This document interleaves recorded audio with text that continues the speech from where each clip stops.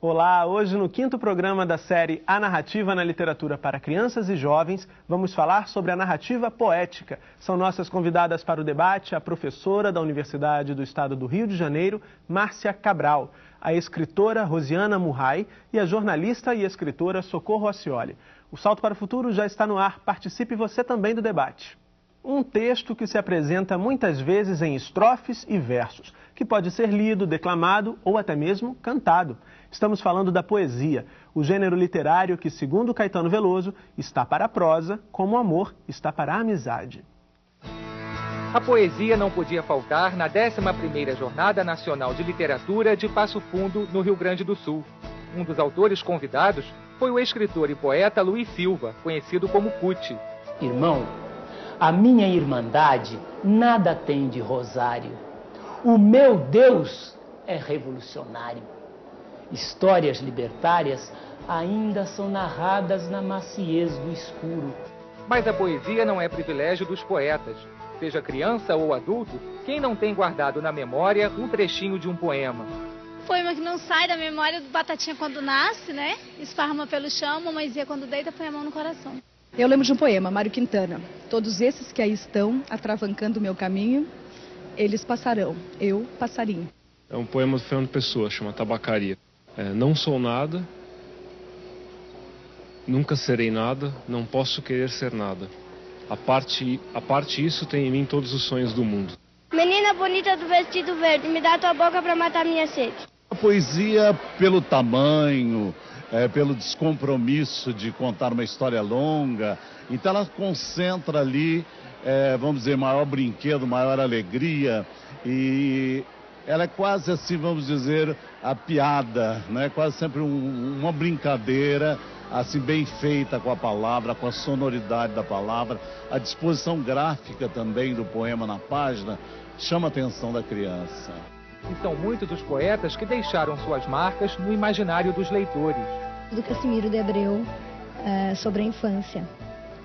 Oh, que saudades que eu tenho da aurora da minha vida, da minha infância querida que os anos não trazem mais. Vinícius, eu sou feita de madeira, madeira, matéria morta, mas não há coisa no mundo mais viva que uma porta. Menino Ensaboado, de Sérgio Caparelli. Menino está no banho, ora, essa não, escorregou o sabonete, escorregou até o chão. O que está fazendo, menino? Pegando o sabonete. E qual é a relação da poesia com as artes plásticas? Com a palavra, artista plástica Maria Tomazelli. A poesia é muito parecida com a pintura, que eu faço pintura também, ou escultura, porque ela pega uma faceta e coloca essa faceta no centro do mundo, uma faceta da vida, das emoções humanas, e essa faceta é colocada como centro do mundo, como se fosse ampliada, muitas vezes ampliada, que no uso diário e na vida cotidiana passaria desapercebido. E o pianista Arthur Moreira Lima fala sobre a relação entre música e poesia. Estão sempre juntas a música e a literatura. Você pega um poema de Caetano Veloso, né? Ele pode existir como poema e ele pode existir como música.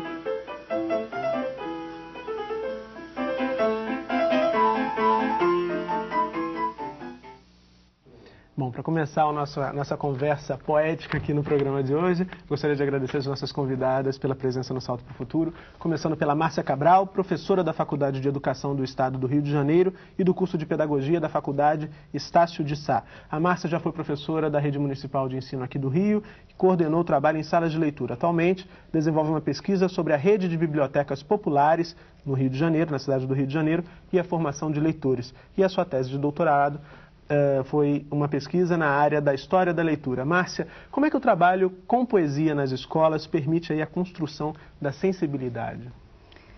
Bem, Murilo, eu penso que a questão da sensibilidade, ela é inerente a todo ser humano, né? E a escola é o espaço de encontros de seres humanos. E também o encontro das diferenças, das diferentes culturas. Só que esse ser humano muitas vezes está adormecido, ele está muito sobressaltado pelo dia a dia dos choques, né? Dessa experiência muitas vezes violenta que a gente assiste, né? E vivencia. Então eu acho que resgatar a poesia, que é o lugar do sensível, dos sentimentos, da imaginação criadora, o lugar onde a palavra muitas vezes ela é trabalhada por meio das metáforas, das figuras de linguagem, ou seja, do lugar do inusitado, do inesperado. Então é uma possibilidade de eu reencontrar esse lugar do sensível e do humano que é próprio e inerente de todo ser humano. E esse trabalho nas escolas, como é que você tem visto? Isso tem sido já uma realidade ou não? Ainda tem um pouquinho de receio? Eu acho que o trabalho na escola, Murilo, eu acho que ele é um processo. Ele está em construção, ele tem a ver com tempo histórico, com tempo social, com tempo cultural. Então, assim, eu acho que o ser humano também ele é sempre capaz de reinventar a vida e a experiência. Então, eu acho que ele é capaz de... Esse processo ele está sendo reconstruído a cada dia. Não é? E eu acho que a gente vai conseguir falar um pouco sobre os projetos que a gente tem, como a gente tem conseguido sistematizá-lo, planejá-lo, avaliá-lo. Quer dizer, aos pouquinhos ele vai sendo construído. Tá certo. Rosiana Murray é autora de diversos livros de poesia para crianças e jovens, tendo publicado 43 títulos. Recentemente publicou o livro Rios da Alegria, ilustrado por Andréa Rezende, pela Editora Moderna. Entrou para a lista de honra do IBE em 1994 e recebeu seu diploma em Sevilha, na Espanha. Recebeu também, em 2002, o Prêmio Academia Brasileira de Letras pelo livro Jardins, da Editora Manati. Rosana, eu queria que você falasse um pouquinho como é que é o processo de criação, de feitura de uma poesia. Tudo serve de inspiração? Então, tudo serve de inspiração. Cada mínima coisa na vida, no teu cotidiano, tudo pode virar um poema, não é? A poesia, ela está em todos os lugares, como Deus está em todos os lugares. Cabe ao poeta pegar isso que está em todos os lugares e transformar, colocar nesse espaço que o poema vai ocupar. Eu adoro trabalhar com temas, amo trabalhar com temas. Por exemplo, nesse meu livro Caixinha de Música, da Editora Manati também, que eu fiz com meu filho, Guga Murray, que é músico, eu imaginei uma caixinha de música mesmo. Eu abria a caixinha e deixava a poesia sair. Poesia e música são completamente inseparáveis, não é? Mesmo que o poema não tenha exatamente muitas rimas, ele precisa ser musical, ele tem que ter o sopro da música dentro dele. Então, no poema da Caixinha de Música, eu fui fazendo poemas onde a preocupação era que eles flutuassem, bem musicais, por aí, e o Guga, meu filho, ia fazendo uma proposta musical para cada poema. Posso ler um poema? Pode. Vou ler um poema aqui. Na pele da água do lago, esse poema eu esqueci, chama O Lago e a Lua. Na pele da água do lago, onde a noite flutua como um barco, a lua é tatuagem de prata. Se balança a lua feito um gato, equilibrada num fio de vento. Vai e vem e vai, cai e não cai, a lua do firmamento. Então, eu trabalho com a musicalidade e com imagens, que eu acho que é a minha marca registrada. Tá certo, já abrimos o programa de hoje com poesia. Socorro Racioli, nossa outra convidada, jornalista, escritora e mestre em literatura infantil pela Universidade Federal do Ceará. É autora dos livros Bia, que tanto lia, uma história do livro para crianças, É para Ler ou para Comer, a história da padaria espiritual do Ceará para crianças. A Socorro também é pesquisadora da obra de Monteiro Lobato, sobre quem produziu a dissertação De Emília a Dona Quixotinha, uma aula de leitura com Monteiro Lobato. Socorro, qual a relação entre oralidade e poesia? Boa noite, Murilo. Boa noite a minhas colegas de mesa. Bom, a relação entre oralidade e poesia, como a gente pôde ver nesse vídeo, as pessoas quando lembram de alguma poesia, lembram de momentos da infância que elas ouviram primeiro antes de ler. A gente primeiro ouve poesia para depois ler poesia. Falando do meu universo cultural do Nordeste, o cordel, a literatura de cordel, os versos cantados no cordel são um exemplo disso.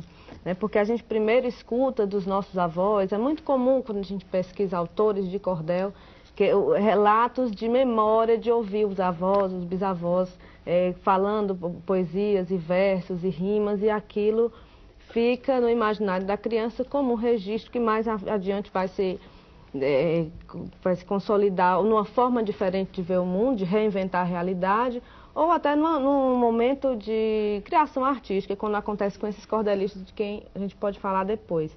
Então, acredito que a relação entre oralidade e poesia é que a oralidade abre a porta para esse universo.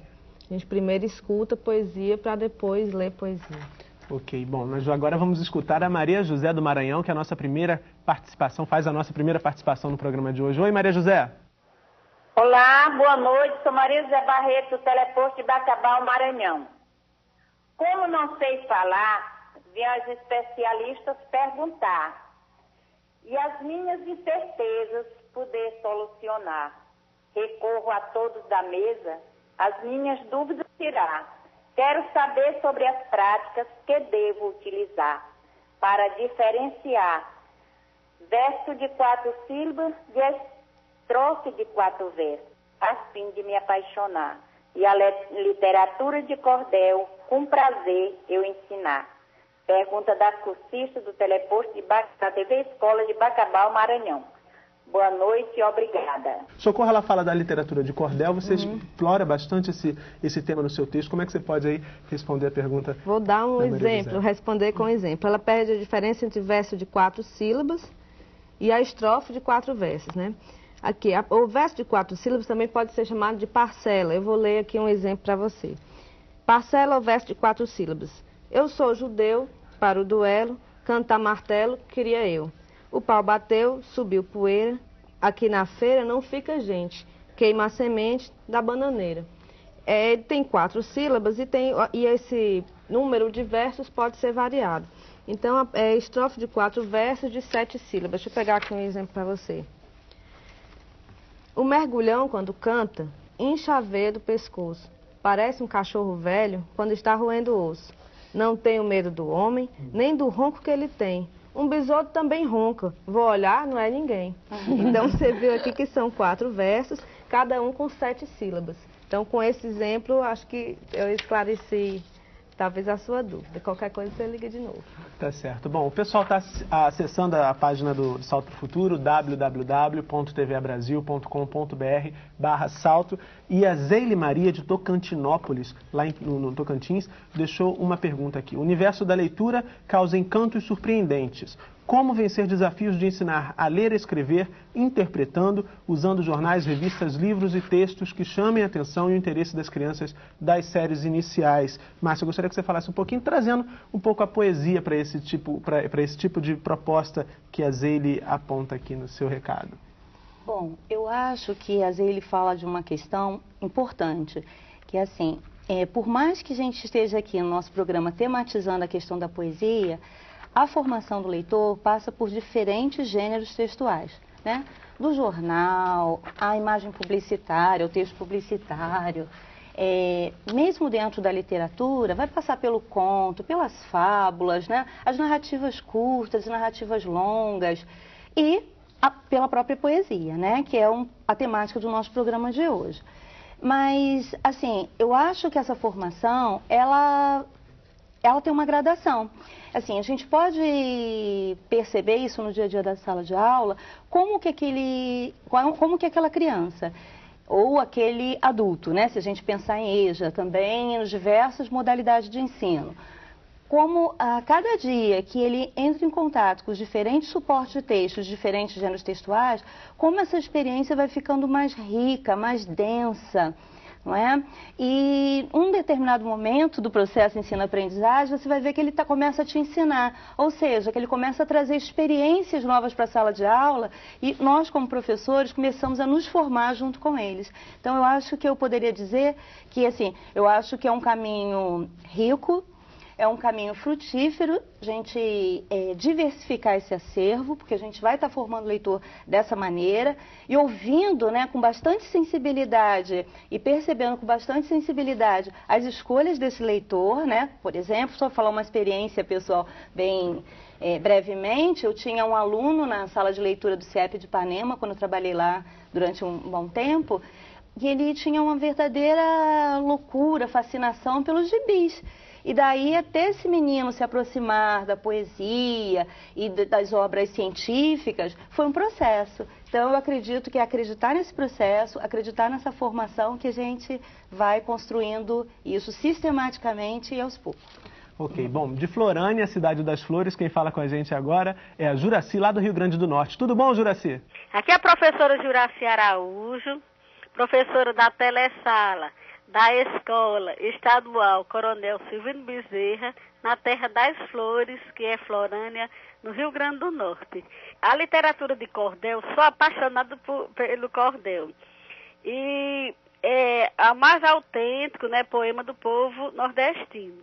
É como os professores fazem para incentivar os nossos alunos a conhecer essa literatura e a produzir textos a partir de modelos comentados e apresentados. Boa noite. Obrigado, Juraci. A gente agradece a sua participação fiel aqui em todos os programas do Salto para o Futuro, viu? Tudo de bom para você e também eu conto com você na próxima série. Então, Rosiana, como é que o professor, a Juraci pergunta da literatura de cordel, como é que você acredita que o professor pode sensibilizar, pode mostrar para o seu aluno a riqueza desse tipo de narrativa? Eu acho que ele tem que disponibilizar, né, colocar os livros de cordel que são muito lindinhos, eles são fabricados à mão, não é? Tem todo um processo artesanal aí muito legal. Eu acho que deve disponibilizar e os alunos devem ler em voz alta, porque tem toda a musicalidade do cordel, né? Ele vem de uma oralidade e depois, sim, claro, propor temas, quem sabe, aos alunos e vamos construir em cima de determinados temas. Até pode fazer cordel do dia a dia da escola, seria bastante interessante. Escrever sobre o cotidiano da escola, a hora do recreio, as amizades. Os temas são infinitos, né? Tá certo. Bom, no próximo bloco vamos falar sobre a oralidade presente nos centros de tradições gaúchas. Salto para o Futuro volta já. Brincadeiras, danças, declamação, lendas e causos são alguns dos traços culturais que marcam as atividades nos centros de tradições gaúchas no Rio Grande do Sul. E a oralidade é a marca desse trabalho que passa de geração para geração. Na cidade de Passo Fundo, no Rio Grande do Sul, o Centro de Tradições Gaúchas Lalau Miranda promove atividades para crianças e jovens há mais de 50 anos. Chamado Saudades do Meu Rio Grande. É para divulgar as brincadeiras folclóricas, as lendas tradicionais gaúchas, os causos gauchescos. Mas por trás deste trabalho de divulgar, nós temos também o desenvolvimento da criança através da desenvoltura, expressão, que nós também prezamos bastante. Nesta atividade, o jovem peão e um grupo de prendas contam algumas histórias. E Mariana, a terceira prenda, se lembrou da lenda da erva mate. Seu cacique era um homem guerreiro e muito valente. Deus Tupã, ouvindo o velho cacique, levou até uma árvore, grande com folhas bem verdes. Dela, retiraria, secaria e torraria as folhas. E com elas, faria uma bebida quente e amarga, mas deliciosa. A importância do chimarrão, quando tu entra numa casa, tá sempre na mão da pessoa que recebe você dando uma cuia de chimarrão.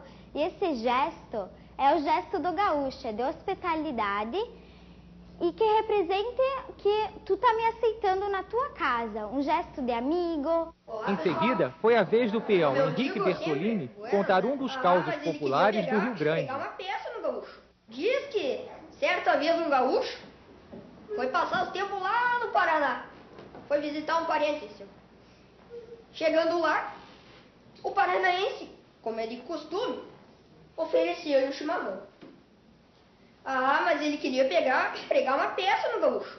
O caos popular é alguma história que não é bem verídica, mas também não é nem mentira. Alguma coisa que aconteceu e o contador dá uma certa incrementada, dá uma certa estilizada nele para contar nas rodas de chimarrão. Esses causos eu consigo livros, né? E muitas vezes eu leio. E até assim, pelo fato de declamar também, isso me ajuda também um pouco. E por falar em declamação... Nossa, você fez bandeira da cola! Chiquilho laço com a argola no gargalo do pescoço. Livrou-se da bolhadeira e veio correndo o laço. Me mandou um manotaço que me tinha na moleira. E eu, debaixo daquela poeira, lhe peguei um remencaço que, se acerta no espiaço, não sobra a costela inteira. Sentiu a força do relho, sentou-me de lado. Destavilhou enforcado e se planchou de aparelho. Bom, Socorro, a gente viu aí a experiência dos centros de tradições gaúchas e todo esse trabalho com os causos populares, os meninos contando causos, esse menino que é um talento contando história também. Eu queria que você falasse um pouquinho da importância de valorizar, do professor, da escola, valorizar aquelas tradições da comunidade no seu trabalho. Ótimo. Bom, eu vou aproveitar para falar de um exemplo prático lá do Ceará. A rede de ensino estadual do Ceará fez um projeto, elaborou um projeto de livros virtuais, que vocês podem acessar no site do EducaRede, www.educarede.org.br. Foram 88 livros virtuais produzidos em diversas cidades do Ceará. E o primeiro passo era uma pesquisa, os alunos tinham que elaborar, escolher um tema do universo cultural deles, de cada cidade. Então eu tenho um exemplo aqui em Cordel, que é em Juazeiro, os alunos de Juazeiro decidiram construir um cordel sobre a história de Juazeiro, que vocês sabem, o Padre Cícero, os romeiros, a tradição da chegada dos romeiros, que todo ano modifica completamente o cenário da cidade. Então, com a coordenação da professora Lucélia Mariano, que me concedeu uma entrevista antes de eu vir para cá, e a quem eu agradeço muito pela contribuição, me mostrou os resultados do trabalho feito pelos alunos. Os meninos construíram versos de cordel em cestilhas, que são os versos são estrofes de 6 versos, que foi o que eles encontraram de mais fácil. E esse trabalho está no site que você disse? Está no site. É www.educarede.org.br. O título desse trabalho que eu estou citando é A Estrada da Fé. Vocês têm lá um link para procurar os livros, pela ordem dos livros. Então, esse que eu estou falando é A Estrada da Fé. Deixa eu ler só um pouquinho. Que na terra do Padre Cícero tem a Praça do Romeiro. Lá é ponto de encontro de quem visita Juazeiro. Tem feira, artesanato, povo alegre e hospitaleiro. De lá se pode avistar a bonita igreja matriz. Na praça, todos atentos, ouvindo o que o padre diz, reza, canta e louva a Deus e voltam para casa felizes. Então, são alunos de 8ª série que, para terminar, construir esse livro completo, eles fizeram uma pesquisa e eles disseram para a coordenadora que descobriram coisas que estavam ali perto deles, do universo deles, que eles não conheciam. Do detalhe da vestimenta dos romeiros, de como os romeiros, o que é que eles comem nos dias de romaria, onde é que eles ficam, onde é que eles dormem. Então, foi uma pesquisa que eles fizeram de cultural do universo deles, foi uma pesquisa de texto, porque eles leram cordéis, eles tiveram a ajuda de uma professora, de uma cordelista, e também uma pesquisa de vocabulário, que é uma coisa que os professores podem tentar fazer nas suas escolas. Ok, tá dada a dica. Bom, a participação agora é da Aparecida de Goiás. Tudo bom, Aparecida? Aqui é Aparecida, do teleposto Cora Coralina, da cidade de Goiás. A minha pergunta é, através da narrativa em verso, é mais fácil e divertido mostrar para o aluno o papel do cidadão, já que irá lidar com a sua realidade? Boa noite, muito obrigada. Obrigado, Aparecida, pela sua participação aqui no Salto para o Futuro. Rosiana, então, você acha que a narrativa em verso pode facilitar as coisas ali para o professor? Eu acho que sim, porque a poesia, ela desarruma as coisas. E a sala de aula, o universo escolar é muito arrumado. Então, eu acho que a poesia sempre entra transgredindo, não é? Tanto em forma de imagens, vocabulário. E é maravilhoso você dar uma desarrumada, ajuda a entender. Certo. Agora, Márcia, voltando um pouco ao vídeo, a Márcia também ficou fã daquele menino que aparece ali contando um caos e tal. E aqui, durante essa semana, a gente recebeu uma pergunta de um professor, ou de uma professora, agora eu não estou lembrando, falando um pouco dessa timidez do professor que não se sente tão à vontade para contar uma história, ou que acha que não tem aquele talento, como é o caso do menino, para contar uma história ou para recitar um texto, uma poesia. Como é que o professor precisa ter esse talento? Ele precisa ser um brilhante contador de histórias, um brilhante declamador para propor esse trabalho ou não? Olha, Murilo, eu creio que não. porque uma das questões que eu acho fundamentais na escola é a questão do respeito às diferenças.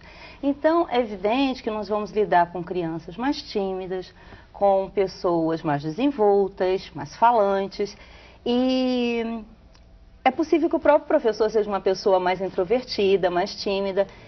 E a leitura no próprio suporte do texto é uma leitura tão importante quanto a leitura memorizada e declamada. Então, é possível que na sala de aula a gente possa utilizar dos mais diferentes tipos de leitura. E isso acho que vai fazer um crescimento, vai proporcionar a formação, como eu falei um pouquinho antes. É muito interessante a gente pensar nesse processo de formação de ambas as partes. O professor está se formando e o aluno está se formando. Então, um aluno como aquele, né, um menino como aquele, que é um personagem, né, ele usa, até a gente comentava um pouquinho antes, né, que parece que ele muda de personalidade quando ele está declamando. Ele pode ser um professor, ele pode ser um elemento desencadeador da espontaneidade do próprio professor e dos outros colegas de turma. E até o professor vai notar naturalmente que à medida que o trabalho vai se desenvolvendo, ele não vai mais contar histórias ou ler, declamar as poesias da mesma forma como ele fazia no começo. Ah, com certeza, porque nós nos transformamos a partir da experiência e do contato com a experiência sensível, que é a arte, né? Eu queria, ainda falando com a Márcia, você tinha um projeto também que você desenvolveu numa outra comunidade, uma comunidade aqui do Rio de Janeiro. Eu queria que você falasse um pouquinho dessa experiência. Bem, esse projeto foi desenvolvido no CIEP de Ipanema, que comporta e assim acolhia, né, os alunos, principalmente da comunidade Pavãozinho e Cantagalo.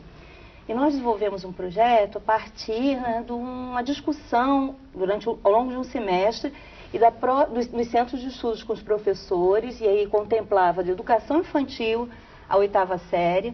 E o que foi aí o projeto, pela forte migração dos pais daqueles alunos, né, que moram naquela comunidade, então é uma forte migração do Nordeste e principalmente nós percebemos que o título do projeto foi escolhido pelos professores e pelas crianças, acabou sendo o Projeto Nordeste.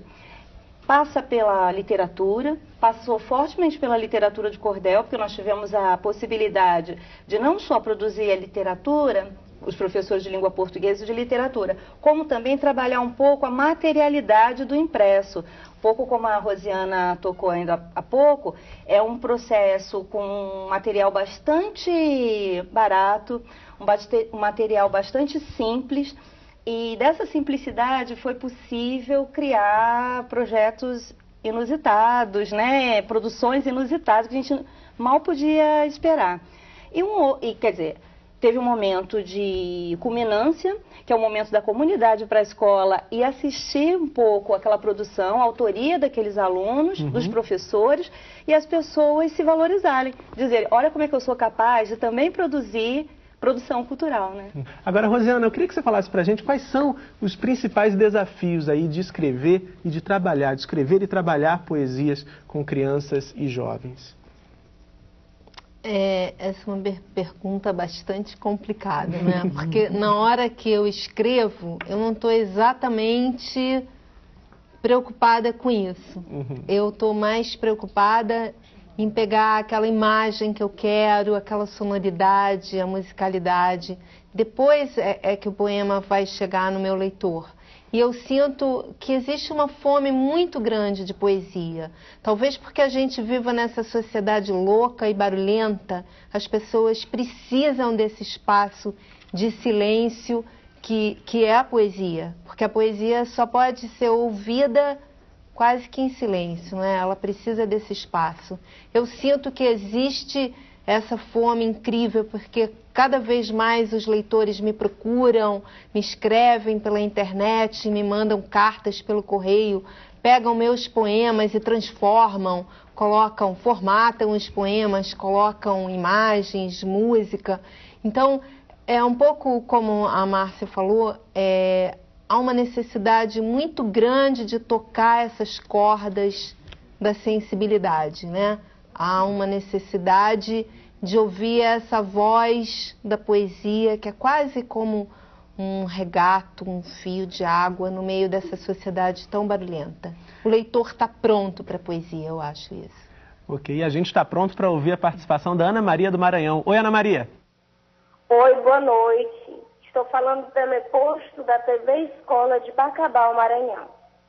Quando os alunos não gostam de poesia, como devemos fazer para provocar nos mesmos o interesse pelos modelos, pelas formas métricas e pelas temáticas na área poética? Obrigado, Ana Maria, pela participação aqui no Salto para o Futuro. Socorro, então, quando o aluno não gosta de poesia, o professor deve insistir? Como é que deve ficar essa situação?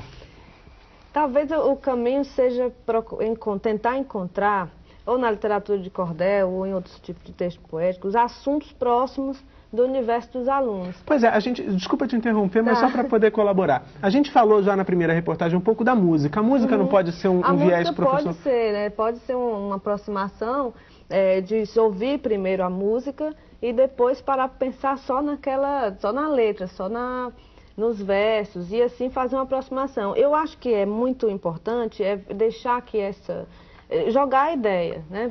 A gente está querendo falar de poesia, de poesia em sala de aula.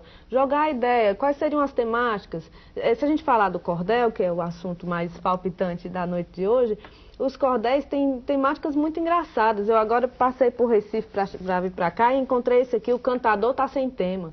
É muito engraçado. É o poeta falando como é que ele se sente quando ele procura uma inspiração e não consegue encontrar. Tem alguns que a gente já tem, as crianças, os adolescentes já têm alguma familiaridade por causa do Alto da Compadecida, do Ariano Suassuna, que o cavalo que descomia dinheiro, por exemplo, que todo mundo acha muito engraçado. De repente tentar encontrar ou temáticas divertidas ou aproximadas com a realidade deles, de acordo com a demanda dos próprios alunos. Eu acho que pode ser um bom caminho, e a música também. Ok. Márcia, nós recebemos aqui um e-mail da TV Escola de Anápolis, em Goiás. A pergunta da Ciseni Narciso. Ciseni, obrigado pela participação, viu? E ela diz o seguinte: Márcia, a nossa cultura regional tem uma literatura oral riquíssima que o professor pode levar para a sala de aula e trabalhar com os alunos. É um pouco do que a gente está dizendo aqui. Só que a Ciseni traz uma pergunta: o que fazer para sensibilizar o professor, a outra ponta aí dessa história, né? A valorizar a sua própria cultura? Pois é, eu acho, né, Murilo e Ciseni, que uma questão é recuperar mesmo a sensibilidade humana. Como a gente começou o programa, né? A gente não tem tempo, essa formação às vezes é muito fragmentada, ou talvez bastante fragmentada, né? Pelo correr do relógio, pelos diversos compromissos, e acaba essa formação, ela ficando comprometida. Então eu acho que uma primeira questão é que um professor, para formar um aluno sensível por meio da poesia, ele deve ser um leitor de poesia. E para ele ser um leitor de poesia, ele, conforme a Socorro tocou um pouco antes, ele deve ser um leitor para conhecer a poesia das mais diferentes formas, né? Tanto a poesia de cordel, essa poesia oral, como a poesia canônica, né? Tradicional, os sonetos, né? Com a métrica mais rigorosa, com uma forma mais rigorosa. Eu acredito que a pessoa bem formada, com conhecimento mais profundo, né? E com um olhar mais investigativo, ele é capaz de cultivar outros seres, e no que a gente está tocando, com esses seres que vivem na escola, que é um espaço de produção cultural, um espaço rico, como eu falei um pouquinho no início, onde várias culturas se encontram. Então, só para tomar um pouquinho o que a gente assistiu no vídeo, né?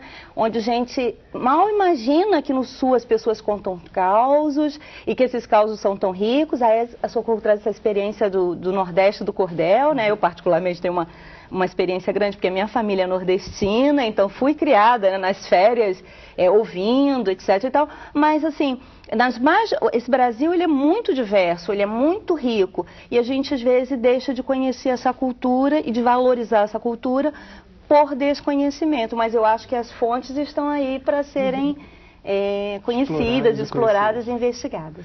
Ok. Depois do intervalo, vamos continuar a debater a narrativa poética. Salto para o Futuro, volta já.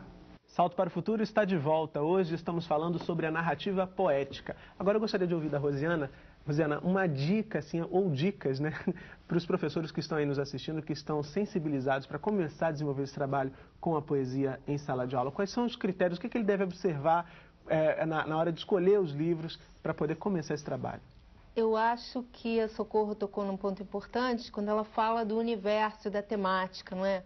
Então, a gente tem poetas maravilhosos que estão pertinho do universo das crianças, trabalharam magnificamente com isso, tipo Vinícius de Moraes, a Cecília Meirelles com isso ou aquilo, uma maneira linda de começar, né? Eu sou muito a favor de que o professor chegue com um poema e apenas leia o poema e deixe a criança sentir o poema. Não precisa fazer nada com ele, não precisa fazer malabarismo, nem se jogar de cima de um trapézio. Basta ler o poema e deixar o aluno sentir.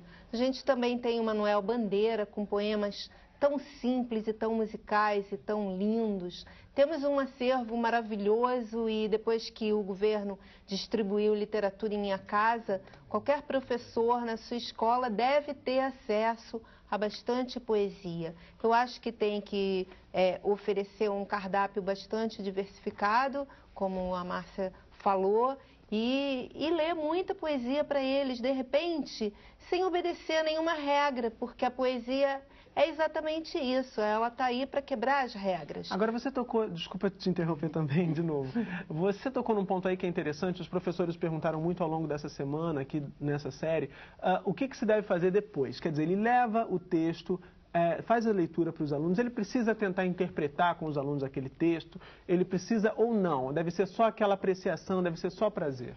Eu acho que ele deve ler o poema, os alunos podem ler em voz alta, todo mundo junto, eles adoram, amam, tipo um jogral, e de repente se pode conversar sobre o poema, conversar aonde que tocou, o que veio, que associações você faz, você pode fazer um bate-papo sobre o poema, os alunos podem ilustrar o poema, podem tentar musicar o poema, podem tentar decorar o poema, tem tantas maneiras de trabalhar com isso, mas o que eu queria sugerir era que o professor, de repente, colocasse o poema num momento inusitado.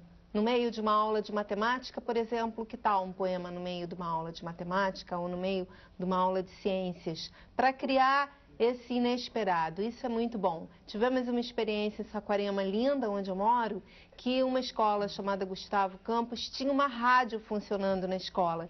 E a gente criou um programa na rádio que era 1 minuto de poesia, todo dia. Então, lá pelas tantas, a gente soltava um poema, só que não era na hora do recreio. Então, o poema invadia todos os espaços da escola, entrava pelas salas de aula e o professor de matemática levava aquele susto. Mas era um susto muito bom, é uma ideia muito boa essa. Era um susto do bem. Bom, agora nós recebemos aqui, Socorro, um e-mail do Arnon Borralho, de Imperatriz, no Maranhão. Obrigado, Arnon, pela participação aqui no Salto. E ele quer saber o seguinte: para o cordelista expressar melhor a sua literatura ou suas histórias, ele tem que conhecer bem a realidade em sua volta ou não? Eu acho que sim, até porque eu sempre penso no cordelista como uma espécie de repórter, um jornalista da sua realidade. Então, aquilo que ele escreve no cordel, pelo fato do cordel ser um suporte barato, fácil de comprar nas cidades do interior. Então, a gente está aqui no Rio, vendo um cordel que foi produzido em Recife. Então, é uma coisa que circula fácil. Ele é um jornalista, o cordelista é um jornalista muito eficiente. Primeiro porque ele dá a notícia de uma maneira atraente, rimada, divertida em verso. E segundo porque ele tem a oportunidade de divulgar o que está sendo dito, essa reportagem, entre aspas, da sua realidade, para um público muito grande. Então, eu acredito no cordelista como um repórter, como um jornalista. Ele precisa, sim, conhecer bem a sua realidade. Mas isso não precisa nem a gente dizer, porque já é tão rico. A gente, quando pega qualquer folheto de cordel, a gente aprende tanto. Esse projeto que eu falei aqui, os meninos contaram toda a história do Ceará em versos, né, usando o cordel. Então, a gente nem precisa dizer isso, porque precisa ser e eles já são. Os cordelistas já são muito bem informados. Agora, no seu texto, você diz, e agora você acabou de dizer também, que o cordel está muito carregado dessas informações da realidade nordestina. Uhum. Agora, isso não significa que o professor tenha que se prender a esse ponto, senão só os professores do Nordeste vão trabalhar com cordel. Então, os professores do Rio de Janeiro, de Tocantins, eles também podem produzir cordéis com seus alunos. Pois é, a gente fica insistindo no Nordeste porque porque é o berço. Porque é o berço contexto do cordel, mas claro que não, justamente isso que eu falei agora há pouco, né? De pedir aos alunos que proponham temas. E o cordel vai ser uma forma para trabalhar o tema. O cordel tem uma métrica que vocês podem estudar, usar a cestilha, escolher qual tipo de verso que vai ser trabalhado e que os alunos propõem os próprios temas. Então pode ser qualquer um, pode ser o tema do seu contexto cultural. Uhum. Agora, Márcia, eu queria que você falasse um pouquinho também disso, um pouco disso que a Rosiana falava antes, do professor, desse momento do professor chegar à sala de aula e começar a propor, a desenvolver esse trabalho com poesia. Pois bem, assim, é uma experiência que talvez tenha sido muito rica para mim, ter observado as crianças muito pequenas, né? Fui assim um pouco coordenadora pedagógica. Eu não fui professora de educação infantil. Quando eu comecei o meu trabalho, eu já fui fazendo um trabalho de coordenação de classe de alfabetização em diante. Mas, pela sala de leitura, pela experiência, eu tinha também muito contato com as crianças pequenas. E eu acho que as crianças, e o jovem também, eles têm muita curiosidade para saber como as coisas funcionam. Eu estava até pensando um pouco se você vê uma criança, ela olha assim para um relógio, para uma máquina, ela em geral ela quer saber o que tem por trás daquela máquina, né? Como é que aquilo funciona mesmo de verdade, como é que faço para aquilo trabalhar. Então eu acredito que se a gente for pelo lúdico, né, e mostrar para ela, olha, métrica é a medida do verso. Então vamos tentar perceber, por exemplo, uma estrofe de 6 versos, né? Quais os que têm a mesma medida? Quais os que variam, né? Em relação à rima, ao som, vamos tentar ouvir o som? Vamos ver os sons que se aproximam? Eles se aproximam exatamente da mesma maneira? Eles diferenciam? E daí a gente vai conseguir trabalhar com eles e construir o conceito de rimas, de rimas exatas, de rimas que não são tão exatas assim, que na tradição, né, na historiografia literária, isso foi uma experiência humana, uma experiência importante. Então, assim, eu não digo que a gente tenha que trabalhar enfatizando, né, uma grande crítica que a gente faz é tornar a poesia ou a literatura matéria para se ensinar gramática, né, um pretexto para se ensinar alguma coisa, porque ela em si é alguma coisa, é uma coisa muito importante, todos aqui já falaram, né, pela experiência sensível e tudo mais. Mas eu acho que pode ser muito rico em termos conceituais, em termos de trabalhar a abstração da criança e trabalhar a formação de conceitos, ele perceber como aquilo funciona. E como que ele pode perceber isso? Não precisa a gente dizer, decore da maneira que eu estou dizendo, entrando em contato e de uma maneira lúdica a gente chegar a mostrar como aquilo se processa e aquilo funciona. Eu acho que eles têm muita curiosidade sobre todas essas questões. Agora, Rosiana, você falou um pouco antes aí da importância do professor ter acesso, das crianças também terem acesso a esse tipo de texto. Eu queria que você falasse um pouquinho também em que medida, pensando na formação de novos leitores, que também é um foco que a gente está discutindo nessa série aqui, em que medida a questão do espaço onde vai ser realizada essa leitura, onde vai ser apresentado esse universo da literatura para essas crianças, também interfere nesse processo de formação de um novo leitor ou de um novo escritor também. Uhum. Um espaço agradável é muito bom, não é? Se for possível, um espaço, você lê um poema debaixo de uma mangueira, com bancos, ou até almofadas no chão, é muito gostoso, né?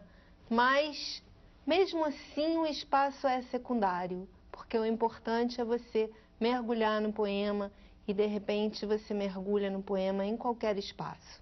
Se o professor puder tornar o espaço da leitura agradável, ótimo. Mas se ele de jeito nenhum tiver acesso a isso, qualquer lugar é lugar para se ler, para entrar em contato com a poesia, eu acho.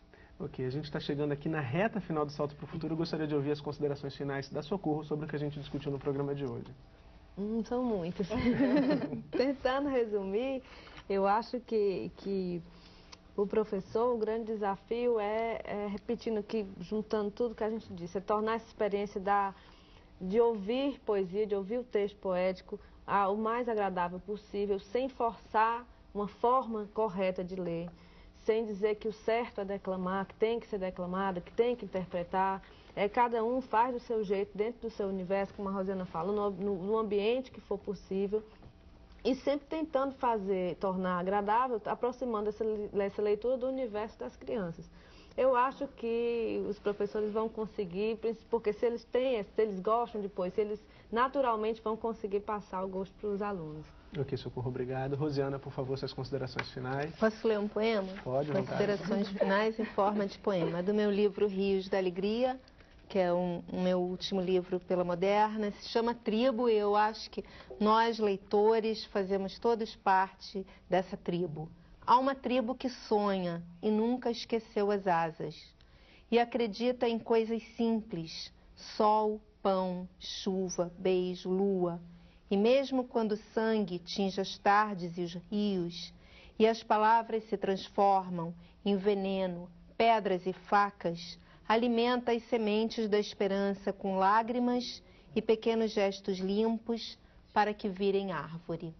É isso. Bom, Rosiana, só aproveitando um pouquinho do tempo que a gente ainda tem, esse tipo de poema você lê para as crianças das escolas da rede pública lá de Saquarema, né? Gostaria que você falasse um pouquinho desse projeto. Então, esse projeto das rodas de leitura, o Círculo de Leitura em Saquarema, começou assim. Eu cheguei até uma escola e me oferecia para fazer um ano de roda de leitura com adolescentes de 7ª e 8ª série, porque eu nunca havia feito isso de uma maneira continuada. E foi maravilhoso ver como essas crianças começaram, como no poema, em forma de semente, e a gente foi alimentando isso e todas viraram árvores, porque hoje são leitores. Então, eu não acredito na leitura como um evento, uma bolha de sabão. Acho que a leitura é um processo continuado, sempre. Cada vez o leitor vai lendo mais e melhor, e o leitor vai sendo adubado por todas as leituras e ele vai crescendo e florescendo como leitor. E vai também aprendendo a ler o mundo, a ser um leitor crítico e a conseguir se desvencilhar de tanta coisa que só com uma leitura crítica, né? Nesse mundo complicado. Ok, Rosiana, obrigado. Márcia, por favor, suas considerações finais. Bem, acho que as minhas considerações finais, assim, bem sucintas, bem simples. Acho que até pelo fato de falar desse tema, a gente fica mais sensível, né? Então, eu diria, assim, que a poesia, ela é essencial, né, por tudo que vimos aqui. E me ocorreu, assim, duas questões bem fortes. Uma, porque ela faz barulho, e um barulho significativo e expressivo. E, por outro lado, uma coisa que a Rosiana falou, e eu fiquei assim, pensando muito, que esse espaço do silêncio, da introspecção, que eu acho que a gente merece o silêncio, a gente merece olhar para dentro da gente mesmo e redescobrir aquilo que está guardado, adormecido. Então, eu diria que ela é essencial por isso e por outras coisas que as pessoas também devem estar imaginando aí, cada qual aí do seu jeito. Só isso. Ok, Márcia, obrigado. Bom, termina aqui a série A Narrativa na Literatura para Crianças e Jovens. Esperamos que você tenha gostado. A sua participação, como sempre, foi fundamental. Eu agradeço também as participações da Márcia Cabral, professora da Universidade do Estado do Rio de Janeiro, da escritora Rosiana Murray e da jornalista e escritora Socorro Acioli. Professor, você pode enviar para a nossa equipe os relatos das experiências bem-sucedidas realizadas na sua escola. Pela internet, o endereço é www.tvabrasil.com.br/salto. Quem preferir pode entrar em contato com a equipe do Salto por carta. Escreva para a Caixa Postal 50050, CEP 20062-970. A gente encerra o Salto para o Futuro de hoje com uma literatura de cordel. Histórias em versos feitas para serem narradas. Em geral, é o próprio repentista quem ilustra e vende os pequenos folhetos pelas feiras e mercados. Uma arte que teve suas origens na Península Ibérica, ganhou força no Nordeste brasileiro e se espalhou por todo o país. O grande valor do cordel está na linguagem. É escrito dentro do que acontece na região, com a lenda, os costumes do povo, as consequências da região, do sertão, sofrimento do povo, imigrando, e lá vai. Tudo isso dá cordel e então as lendas, as mentiras que os poetas inventam e escrevem. O regionalismo brasileiro é um neonaturalismo. E o meu teatro e o meu romance não são, tem um elemento mágico, fantástico, poético, que eu herdei do folheto e cordel. O escritor Ariano Suassuna é um dos autores que, a partir da recriação do universo do cordel, construíram uma obra que sai das páginas dos livros e ganha os palcos do teatro e as telas do cinema e da televisão. E doido para ajudar. Pois o emprego é seu. Tudo bem, o emprego é seu.